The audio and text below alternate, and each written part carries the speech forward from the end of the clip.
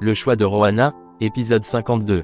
Cet épisode est une véritable bombe à retardement, avec des révélations choquantes et des retournements de situation inattendus. On découvre que Camilla a des sentiments pour Gabriel depuis longtemps, mais qu'elle a épousé Francisco par nécessité. Pendant ce temps, Rogelio et Paola élaborent un plan machiavélique pour détruire Gabriel et prendre le contrôle de la brasserie Rubio.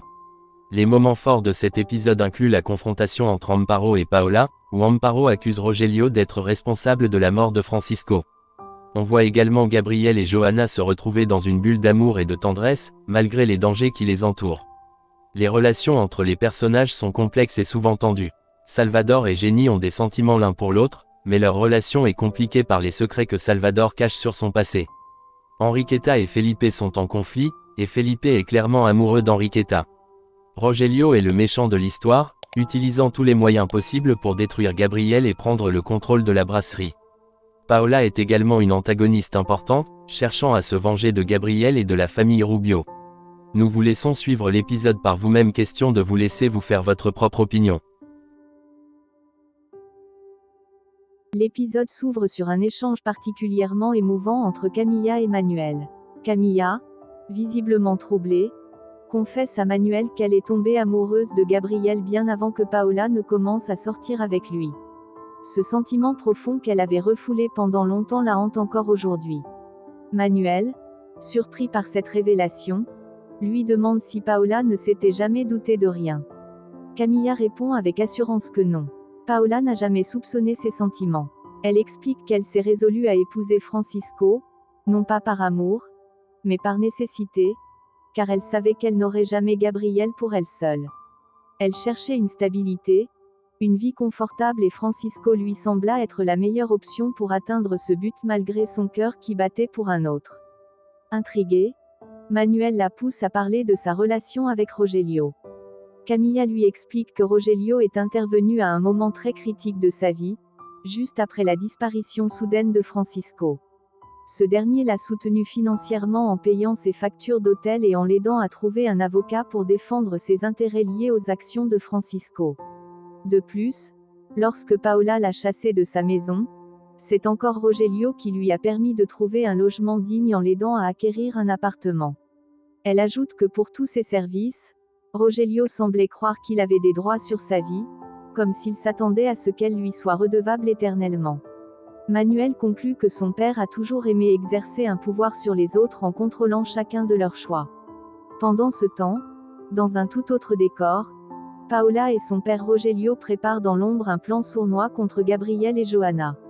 Ils élaborent une stratégie machiavélique destinée à nuire à Gabriel et à prendre le contrôle total de la brasserie Rubio. Rogelio veut que Paola prenne la place de Gabriel à la direction de la brasserie, persuadé qu'il sera capable de la manipuler, notamment Elvira, pour la convaincre de lui céder ses actions. Son objectif ultime est d'empêcher la fusion prévue avec les Espagnols pour faire couler délibérément l'entreprise. Ainsi, la brasserie Rubio serait vendue à vil prix à la brasserie Astro dont il est secrètement l'actionnaire majoritaire. Alors qu'ils peaufinent leur plan, Amparo, qui les espionne discrètement depuis une pièce voisine, est profondément choquée par ce qu'elle entend. Elle comprend que la haine que Rogelio voue au Rubio dépasse l'entendement. Paola, de son côté, exprime à nouveau sa rancœur envers les Rubio en se remémorant les torts que cette famille aurait causés à son grand-père. Elle affirme avec détermination qu'elle ne laissera plus rien l'empêcher de détruire Gabriel. Amparo, bouleversée, se rappelle des mots de Manuel qui lui a affirmé que Rogelio est probablement l'auteur du meurtre de Francisco. Une fois la conversation entre Rogelio et Paola terminée, ceux-ci trinquent à leur complot. Rogelio affirme que la brasserie Astro représentera l'héritage qu'il laissera à ses descendants après avoir anéanti la brasserie Rubio, son principal rival. Pendant ce temps, dans un bar isolé, Salvador est en pleine réunion stratégique avec les gardes de Gabriel. Ensemble, ils mettent en place un plan pour aider Gabriel et Johanna à se sortir de la situation dangereuse dans laquelle ils sont plongés. Peu après le départ des gardes, Jenny s'approche de Salvador pour savoir ce qu'il a finalement décidé après leur précédente discussion.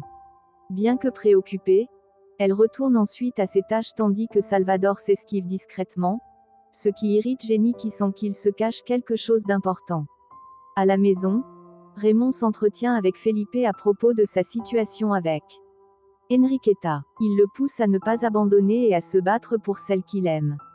Une fois son conseil donné, Raymond regarde sa chambre, laissant Felipe perdu dans ses pensées et en proie à une grande confusion émotionnelle. De son côté, Enriqueta rend visite à Carlos dans son bureau.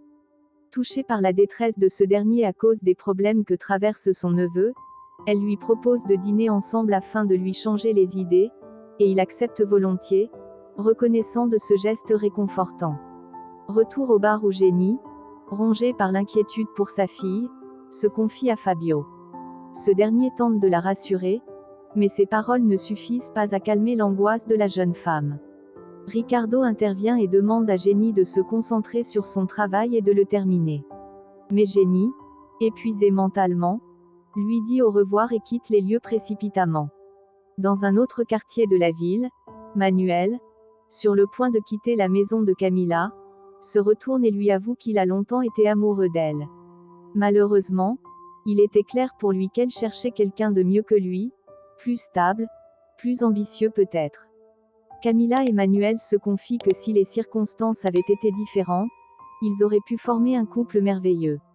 Ensemble, ils se dirigent vers la porte, échangeant un regard lourd de regret et de tendresse enfouie. Pendant ce temps, Amparo confronte Paola. Elle lui révèle l'avoir vu en pleine conversation avec Rogelio et l'implore de ne pas se laisser manipuler par son père. Mais Paola, farouchement loyale envers Rogelio, lui ordonne de ne plus dire du mal de lui. Amparo va jusqu'à lui dire que Rogelio a assassiné Francisco, mais Paola, loin d'être bouleversée, exige qu'elle se taise et affirme que si son père l'a fait, il avait sûrement ses raisons. Elle conclut qu'elle soutiendra son père, peu importe ce qu'il a fait. Pendant ce temps, Gabriel et Johanna, à l'abri des regards, se retrouvent dans une bulle d'amour et de tendresse. Ils s'étreignent avec passion et se déclarent à nouveau leur amour profond, promettant de rester ensemble malgré toutes les épreuves. Au poste de police, Salvador fait part à Pacheco de ses craintes. Il l'informe que le procureur a l'intention d'envoyer des hommes à la recherche de Gabriel. Salvador le supplie donc de dire au procureur que Gabriel est chez la famille de Johanna si jamais il le lui demande. Il insiste également pour que Jenny soit tenue à l'écart de toute cette affaire, afin de la protéger. Alors que Salvador se sent acculé de toutes parts, Yadira fait irruption pour le taquiner au sujet de leur ancienne relation. Salvador, excédé, lui supplie de le laisser tranquille. Yadira, quant à elle, lui avoue qu'elle l'aime toujours. Elle aperçoit un sac et lui demande s'il part en voyage. Mais Salvador reste silencieux, laissant planer le doute. Chez Josefina, Raymond se rapproche d'elle, visiblement décidé à ouvrir son cœur. Il lui dit qu'elle mérite le bonheur et lui demande si elle accepterait de dîner en tête-à-tête avec lui afin de partager un moment d'intimité et de conversation. Touchée par sa sincérité, Josefina accepte. Raymond dépose alors un doux baiser sur son front, scellant un moment empreint de douceur. Pendant ce temps, Johanna s'est endormie paisiblement. Gabriel la caresse tendrement, la regardant avec amour et gratitude. Il la remercie en silence de le rendre si heureux et surtout de lui offrir un fils, lui qui en avait tant rêvé toute sa vie. Chez Enriqueta, celle-ci s'affaire avec Carlos qui l'accompagne dans son salon. Elle monte à l'étage pour se changer. À ce moment, on frappe à la porte. Carlos va ouvrir et tombe nez à nez avec Felipe, furieux. Celui-ci, les traits crispés, demande à Carlos s'il vit désormais ici. Carlos, impassible, lui répond que cela ne le concerne en rien. Felipe s'emporte, lui disant au contraire que cela le concerne tout à fait et l'agresse verbalement en l'accusant de rôder autour d'Enriqueta. Cette dernière, alertée par les éclats de voix, descend immédiatement et s'interpose. Elle demande à Felipe ce qui se passe. Ce dernier, blessé, lui reproche de s'être moqué de lui. Enriqueta lui dit qu'il n'a aucun droit de venir faire une scène dans sa maison et lui ordonne de partir. Felipe, le cœur en miettes, conclut qu'elle est donc bel et bien en couple avec cet homme. Il leur souhaite alors de bien s'amuser et s'en va, laissant Enriqueta confuse et Carlos pensif. Au poste de police, Salvador annonce à Yadira qu'il part en mission et non en vacances. Il tient à ce que les choses soient claires. Ce déplacement n'est pas une partie de plaisir, mais une affaire sérieuse. Yadira, qui semble vouloir se rendre utile et surtout se rapprocher de lui, propose de l'accompagner. Elle affirme avec assurance qu'elle a fait du karaté et qu'elle possède même une ceinture noire. Malgré cette déclaration impressionnante, Salvador décline sa proposition. Il prétexte que Pacheco va l'emmener manger des tacos, cherchant ainsi à détourner l'attention et surtout à se dérober. Il s'apprête donc à partir quand Yadira, ne voulant pas le laisser partir sans dire ce qu'elle ressent, lui avoue soudainement qu'elle est amoureuse de lui. Salvador, surpris par cette déclaration inattendue, tente de garder son calme. Il lui répond sur un ton direct qu'elle ferait mieux de pédaler sur un autre vélo, sous-entendant qu'il ne partage pas ses sentiments. Blessée, Yadira tente de justifier son attachement en ajoutant que même Felipe ne veut pas d'elle, laissant entendre qu'elle est rejetée de tous côtés. Salvador, bien qu'il comprenne sa détresse, lui dit qu'il doit aller sauver une vie et qu'il ne peut pas se laisser distraire.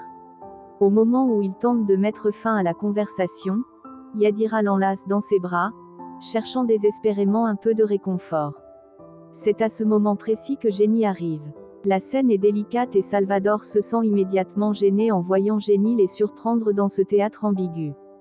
Jenny, manifestement énervée, commence à se disputer avec Yadira. Les deux femmes échangent des paroles amères sous le regard de Salvador qui décide rapidement de mettre fin à ce chaos. Il leur annonce qu'il part en mission concernant l'affaire de Johanna. Puis, sans ajouter un mot de plus, il s'éloigne avec Jenny, laissant Yadira seule qui crie derrière lui qu'elle l'attendra dans son bureau. Chez Enriqueta, l'ambiance est morose. Elle est profondément attristée et ne parvient pas à masquer sa peine. Carlos, touché par son état, lui suggère de se reposer un peu. Après l'avoir encouragée à prendre soin d'elle, il prend congé et s'en va. De son côté, Felipe est submergé par le remords. Il regrette sincèrement ce qu'il vient de faire et admet intérieurement qu'il a véritablement perdu Enriqueta cette fois-ci. Ce sentiment de perte lui pèse lourdement. Le lendemain matin, Salvador reprend les recherches. Il suit la trace du GPS qui avait été déposé dans la voiture de Gabriel. Il le retrouve malheureusement dans une poubelle. Face à cette découverte, il perd espoir. Il comprend que retrouver Gabriel et Johanna va être bien plus difficile qu'il ne le pensait. Pendant ce temps, Johanna se réveille. Elle se tourne vers Gabriel qui est encore endormi et le réveille à son tour. Tous deux ne cessent de se chamailler avec tendresse, renforçant la complicité qui s'est créée entre eux. Johanna lui apporte ensuite un café et Gabriel savoure ce moment avec bonheur. De leur côté, Jenny et Salvador se posent des questions. Par où sont donc passés Johanna et Gabriel?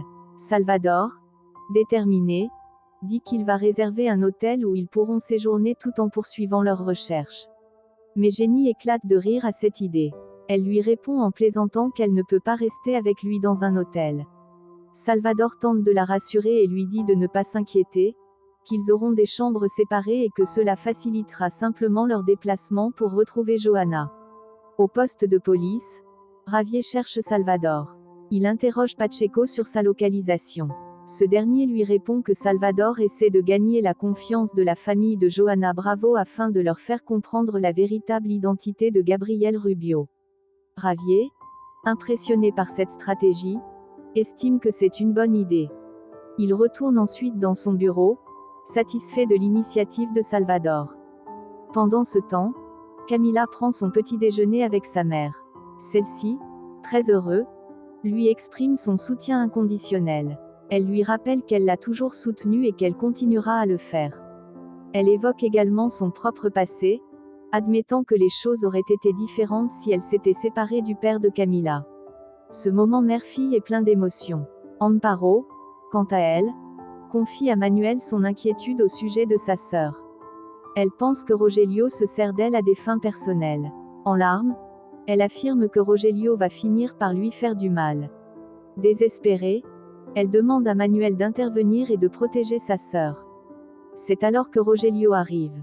Il leur annonce que le corps de Francisco sera inhumé chez lui et qu'il souhaite se rendre avec toute sa famille pour présenter ses condoléances. Il insiste sur le fait que Francisco ne méritait pas de mourir ainsi. Après son départ, Manuel tente de rassurer sa mère. Il lui promet que tout ira bien et qu'il fera ce qu'il faut pour veiller sur sa tante. À la brasserie, David et Daniela découvrent dans les journaux que Gabriel est désormais recherché pour le meurtre de Francisco. David, choqué, affirme être certain que Gabriel est innocent. Peu après, Enriqueta arrive à la brasserie. Elle annonce qu'Elvira attend le corps de son fils chez elle et demande où se trouve Carlos. Chez Josefina, Felipe demande où est Jenny. Elle lui répond que Jenny est partie chercher sa fille. De leur côté, Johanna et Gabriel prennent un petit déjeuner tranquille. Gabriel, attendri, observe Johanna manger. Il lui dit qu'elle est magnifique et ce compliment la touche. À la brasserie, David, Enriqueta et Carlos réunissent tous les employés. Ils leur annoncent avec fermeté qu'ils sont convaincus de l'innocence de Gabriel. Leur objectif est de faire comprendre à tous que Gabriel n'a rien à voir avec la mort de Francisco. Pendant ce temps, Camila se rend chez le procureur. Elle se présente comme la femme de Francisco et affirme qu'elle aurait dû être la première informée de son décès. Le procureur, absorbé par l'enquête en cours, lui répond qu'ils sont très occupés à retrouver Gabriel qu'ils considèrent comme le meurtrier. Camila, interpellée, lui demande s'il pense vraiment que Gabriel est coupable. Le procureur explique qu'Elvira le soupçonne, mais Camila n'est pas convaincue. Elle demande alors s'il ne croit pas qu'Elvira ait été manipulée. Elle se lève ensuite, prend son sac et dit qu'elle ne va pas lui faire perdre davantage de temps. Elle quitte les lieux visiblement frustrée. Ravier, qui a assisté à la scène, ferme la porte du bureau du procureur dès le départ. Ravier, qui a assisté à la scène, ferme la porte du bureau du procureur dès le départ de Camila. Il appelle immédiatement Rogelio pour lui dire qu'ils doivent se rencontrer pour discuter de ce qui vient de se passer. Parallèlement, Salvador et Jenny arrivent à l'hôtel, et procèdent à la réservation de leur chambre. Dans un autre lieu, Ravier et Rogelio se rencontrent pour discuter de Camila qui vient de déclarer que Gabriel n'est pas le meurtrier de Francisco. Rogelio, rusé, dit qu'il pense au contraire que Camila est la véritable coupable. Il demande à Ravier de mener une enquête à ce sujet. Au même moment, Gabriel est seul. Il regarde des photos de son ami Francisco et se remémore leur dernière conversation. Il se souvient que Francisco avait insisté pour lui parler urgemment pendant la fête de la brasserie. Mais à ce moment-là, Rogelio était intervenu, les interrompant et les empêchant de discuter. Chez Elvira, la maison est remplie de monde. Tous viennent lui présenter leurs condoléances pour la perte de son fils. Soudain, au milieu de la foule, Elvira aperçoit Camila. Sa colère monte en flèche et elle se met à crier en direction de cette dernière, lui demandant ce qu'elle fait là comme si sa présence était une offense. Nous sommes arrivés à la fin de l'épisode. Nous soumettons à votre réflexion les questions suivantes. Pensez-vous que Rogelio et Paola réussiront à détruire Gabriel et à prendre le contrôle de la brasserie Rubio? Quelle est la motivation derrière les actions de Salvador? Est-il vraiment intéressé à aider Gabriel et Johanna, ou a-t-il des motivations personnelles? Comment les personnages de Camilla et Manuel évolueront-ils dans l'histoire? Quelles seront leurs conséquences sur l'intrigue? Quelle est la signification de la relation entre Gabriel et Johanna dans l'histoire? Comment leur amour affecte-t-il les événements qui se déroulent? Suivez l'épisode par vous-même afin de vous faire votre propre idée. Laissez-nous votre avis dans les commentaires de cette vidéo. Merci de nous avoir suivis. À bientôt.